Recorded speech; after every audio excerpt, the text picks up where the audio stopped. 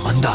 అయ్యో, ఒక్క మా ఆశ్రమంలోనే ఎంతమంది ఉంటే సిటీలో, రాష్ట్రంలో, దేశం మొత్తం మీద ఎంతమంది ఉంటారు?